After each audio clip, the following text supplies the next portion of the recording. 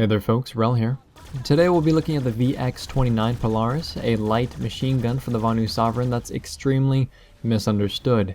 It probably has the biggest identity crisis in the game when it comes to statistics, but that doesn't mean that it's a bad weapon. But the way that the weapon is built will definitely defy your expectations. The VX29 Polaris is an LMG, meaning that only heavy assaults have access to it, and it costs 250 certs or 500 station cash to unlock. It deals 143 damage up to 10 meters and drops off to 125 damage at 65 meters. That's a 7-shot kill range at 10 meters and an 8-shot kill range at 11 meters and beyond. This is your basic mid-range damage model for most LMGs. The weapon fires at 652 rounds per minute, and that's extremely low for this damage range, and in fact the only weapon that fires slower and has the same damage model is the NS-15M. This is also the same rate of fire and damage shared between the EM1 and the T16 Bull. When you look at flat time to kill, you can see where people start having some issues with it. The Orion tops the boards at 0.48 seconds, the SVA-88 runs a close second at 0.516, and the Polaris clocks in at 0.552 seconds. And for good measure, the Flare runs close to 0.52 seconds. So yeah, the Polaris isn't looking too great on the time to kill front, and this is the main reason that people hate it. But what it lacks in time to kill, it at least tries to make up for in versatility. The Polaris is the only weapon in the VS arsenal with a 100 round magazine by default. The rest have either 75 or 50 in the case of the Orion. However, the Flare and the Ursa can actually jump up to 125 rounds per magazine if they use the extended magazine attachment, and this is something that the Polaris does not have access to. And what I find somewhat interesting is that the NC and the TR equivalents, which are the EM1 and the T16 Bull, both have access to extended magazines. The Polaris has the second longest reload in the VS arsenal at 4.2 seconds when you have at least one round in the chamber, and 5.1 seconds when the magazine is completely empty. The longest reload actually belongs to the Flare, which is only slightly higher than the Polaris, but with extended magazines you can actually trump the Polaris's bullet economy in terms of reload speed versus magazine size. Speaking of long-range weapons, the Polaris also has a higher end bullet velocity, hovering at 625 meters per second and only falling behind the SVA-88 and the Ursa by 5 and 15 meters per second. Granted, both those weapons also have access to high velocity ammo.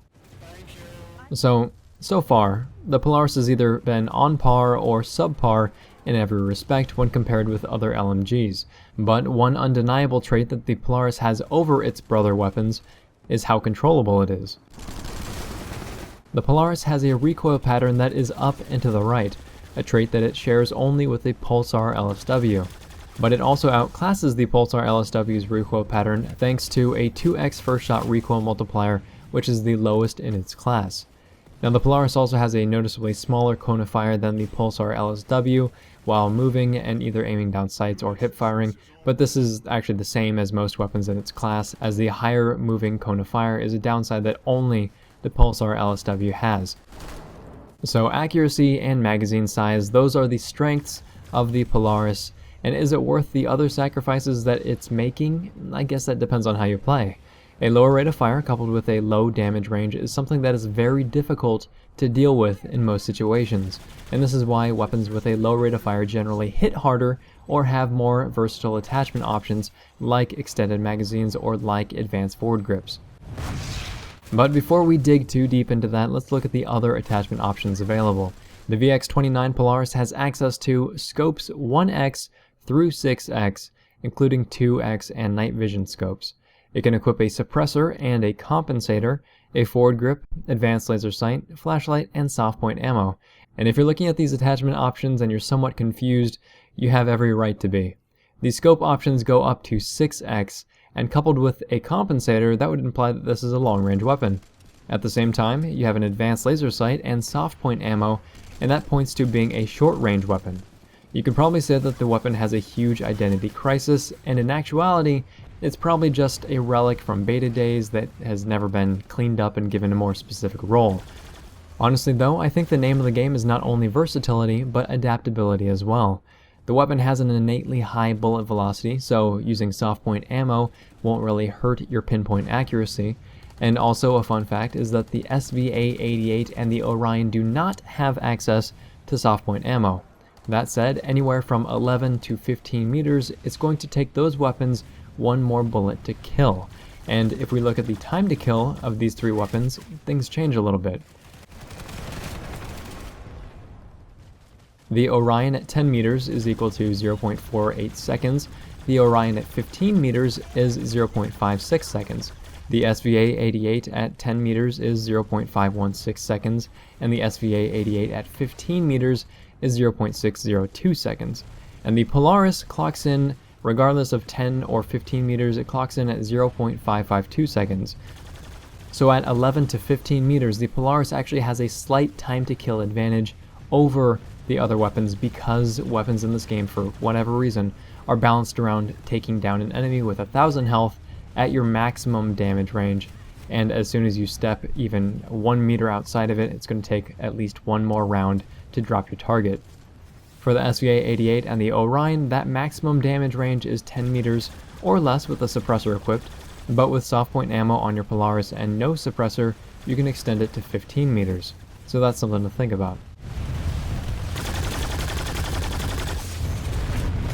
Another thing is that the Polaris is the only VS LMG that has access to an advanced laser sight, and by itself that means that you're going to have a better hipfire cone of fire than other LMGs. But how important this is to you depends specifically on how well you can aim from the hip.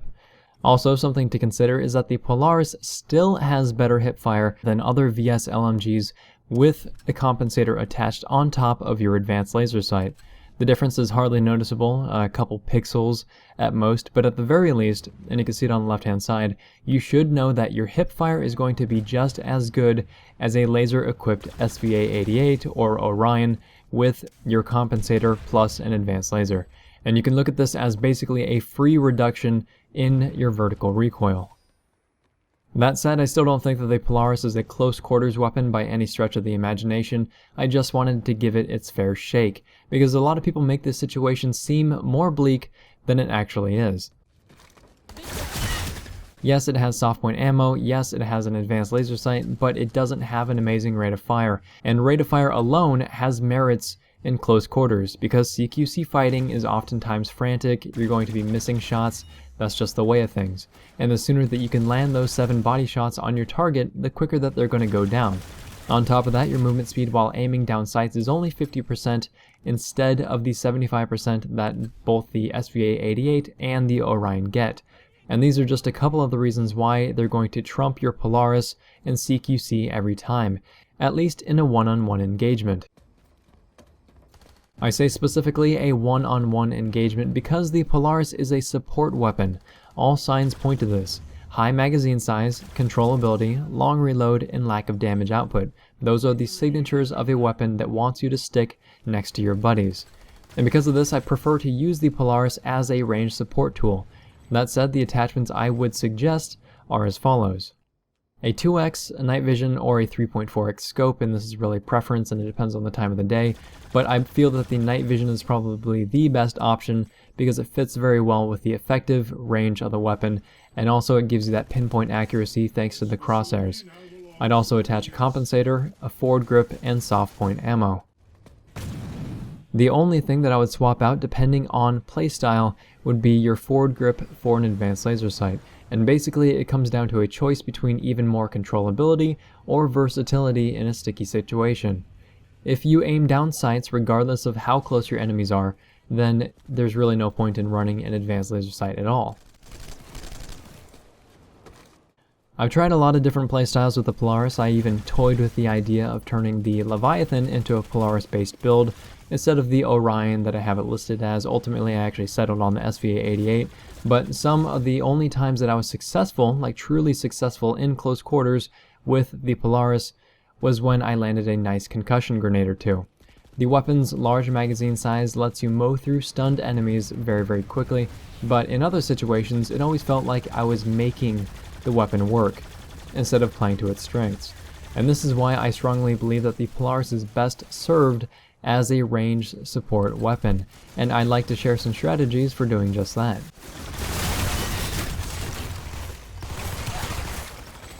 The best possible situation for the Polaris is probably the one that you see in the background. Enemies are basically ignoring me because they're trying to push hard into the building. Weaken and suppress enemies from a flanking or an overwatch position. You do not want to close the gap, you don't want to chase down kills, you want to weaken incoming enemies so that your allies can finish them off. This is what it means to use a support weapon. Typically, you want to keep your enemies at medium range or greater, about 40 meters or so. Very few people will be able to stand toe-to-toe with you from this distance, and that's the point. A resist shield works very well here, as you're only going to be taking damage occasionally, instead of in a huge burst like most close quarters fights usually end. And if you have to be in confined spaces, make a concentrated effort to use cover and stay away from doorways. Distance is your friend.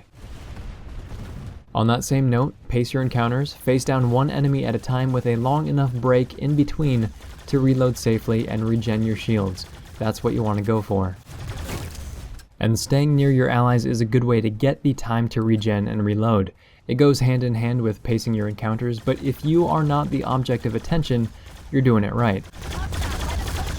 That's not to say that you should always be cowering in the back, because there will be plenty of pubs that are going to do that for you, but you should be moving smartly, as this weapon is not going to carry you.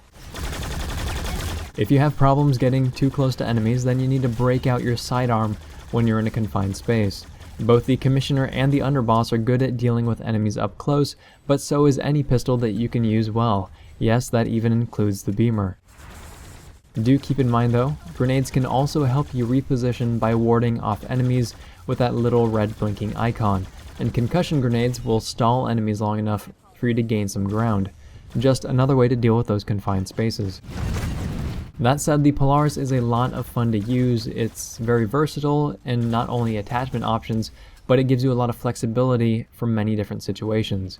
The weapon is not as bad as a lot of people will claim, and the reason that people have issues with it is because the damage output doesn't carry you the way that other weapons do. The Polaris should be used with a support mentality in mind. If I were to make some changes to this weapon, it'd either be to give it a faster reload time or give it the extended mags attachment, but beyond that, this thing is pretty great at what it does, even though what it does may not be what you think it's going to do.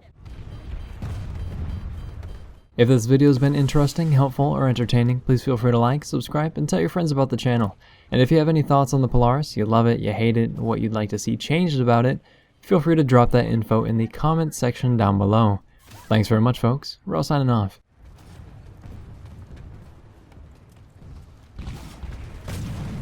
Eyes on an enemy lightning. Eyes on an enemy lightning. Thank you.